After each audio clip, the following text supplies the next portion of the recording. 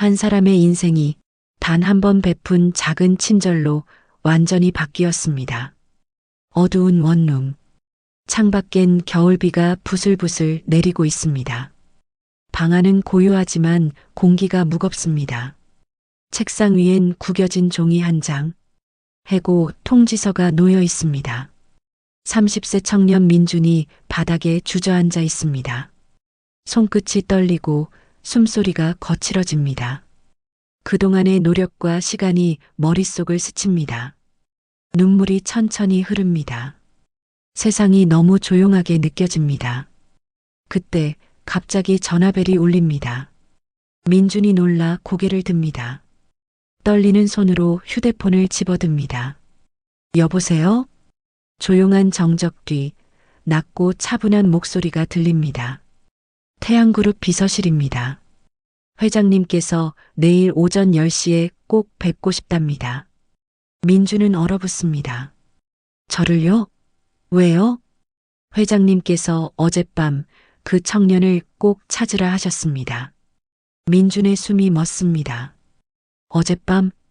순간 머릿속을 스쳐가는 장면. 비 내리는 편의점 앞, 차도로 흩날리는 서류, 그리고 자신에게 미소 지었던 낯선 할아버지의 얼굴. 할아버지, 제가 주워드릴게요. 그 할아버지께 베푼 작은 친절 하나가 청년의 인생을 바꾸게 됩니다. 시간은 하루 전으로 돌아갑니다. 서울 강남구 밤 10시. 비가 조용히 내립니다. 가로등 불빛이 젖은 도로 위에서 희미하게 번집니다. 30세 민준. 야근을 마치고 퇴근하는 길입니다. 어깨는 축 처지고 발걸음은 무겁습니다. 우산도 없이 비를 맞으며 걸어갑니다. 이 비가 마치 자신의 마음 같았습니다. 그때 앞쪽에서 한 노인이 걷고 있습니다. 70대 중반쯤 되어 보이는 할아버지. 반듯한 정장 차림에 손에는 두툼한 서류 봉투를 들고 있습니다. 그 순간 갑자기 강한 바람이 불어옵니다. 할아버지의 우산이 뒤집히고 서류 봉투가 손에서 미끄러져 떨어집니다. 서류들이 바람에 휩쓸려 차도로 흩날립니다. 할아버지가 허리를 굽히지만 무릎이 시큰거려 제대로 움직이지 못합니다. 차 소리가 가까워집니다. 위험합니다. 그때 민준이 뛰어듭니다. 할아버지, 제가 주워드릴게요. 비를 맞으며 차도로 들어가 서류를 한 장 한 장 주워 담습니다. 종이는 젖어 무겁고 손은 차가워집니다. 하지만 민주는 멈추지 않습니다. 10장, 20장 모두 주워 모아 자신의 재킷으로 감쌉니다.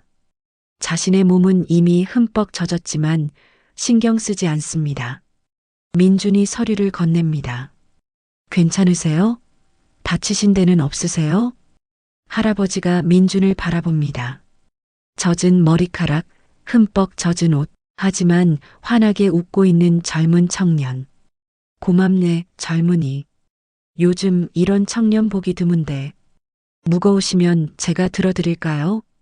아니야, 괜찮아. 차가 저기 기다리고 있어. 고급 세단 한 대가 도로 옆에 서 있습니다. 기사가 우산을 들고 기다리고 있습니다. 할아버지가 잠시 민준을 바라보다가 묻습니다. 자네 이름이 뭔가? 박민준입니다. 그래, 민준이. 세상이 아직 따뜻하네. 오늘 고마웠네. 할아버지는 차로 향하며 문이 닫히기 전 다시 민준에게 손을 흔듭니다. 민준도 빙긋이 웃으며 손을 흔듭니다. 그저 일상의 작은 친절이었습니다. 하지만 그 밤, 그 순간이 인생의 전환점이 될 줄은 몰랐습니다. 다음 날 아침, 민주는 평소처럼 일찍 출근합니다.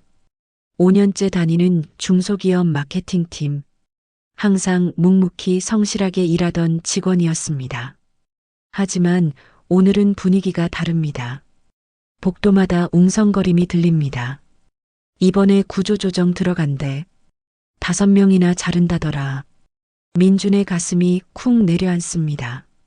곧 팀장이 다가와 말합니다. 민준 씨, 잠깐 회의실로 좀 오겠나? 회의실 안에는 팀장과 인사팀장이 앉아 있습니다. 표정이 무겁습니다. 민준 씨 미안하다. 회사 사정이 너무 안 좋아서 이번 구조조정 명단에 들어갔어. 민준은 말이 나오지 않습니다. 제가 잘못한 게 있나요? 아니야. 자네는 누구보다 열심히 했어. 민준은 고개를 숙입니다. 조용히 짐을 정리합니다. 책상 위에 가족 사진, 오래된 머그컵, 그동안 썼던 노트와 펜들. 5년의 시간이 상자 하나로 정리됩니다. 민준아, 힘내. 고생했어. 동료들의 목소리가 들리지만 민준은 그저 고개를 숙입니다. 퇴근길, 창밖엔 또다시 비가 내립니다. 택시 창문에 비가 흘러내립니다. 민준은 조용히 속삭입니다. 열심히 살았는데 왜 나만 이런 걸까? 집으로 돌아와 책상 위 고지서를 봅니다. 월세 50만 원, 카드값 80만 원. 마음이 무너집니다. 그때 전화벨이 울립니다. 태양그룹 비서실입니다. 회장님께서 내일 오전 10시에 꼭 뵙고 싶다 하십니다. 민주는 숨을 삼킵니다. 한참 동안 아무 말도 못합니다. 다음 날 아침 9시 반. 강남 골든타워 앞. 유리벽에 비친 자신의 모습. 낡은 정장에 다소 지친 얼굴. 민주는 깊게 숨을 내쉽니다. 도대체 왜 나를 부르신 걸까? 로비로 들어서자 대리석 바닥이 반짝입니다. 엘리베이터 안 거울에는 초조한 민준의 얼굴이 비칩니다. 60층 도착. 비서가 문 앞에서 기다리고 있습니다. 이쪽으로 오세요. 길게 뻗은 복도, 벽마다 고급 그림들이 걸려 있습니다. 끝에는 커다란 문, 회장실이라 새겨진 금색 명패가 보입니다. 비서가 노크합니다. 회장님, 박민준님 모시고 왔습니다. 들어오게. 민준이 떨리는 손으로 문을 엽니다. 넓은 사무실, 창밖으로 서울 전경이 한눈에 들어옵니다. 책상 뒤 의자가 천천히 돌아섭니다. 민준의 눈이 커집니다. 어제 편의점 앞에 할아버지입니다. 민준이 맞지? 어제 비 오는 날 내 서류를 주워준 청년. 민준은 얼어붙은 채 고개를 숙입니다. 회장님, 그때 그 봉투가. 회장이 미소 짓습니다. 오늘 이사회 발표 자료였네.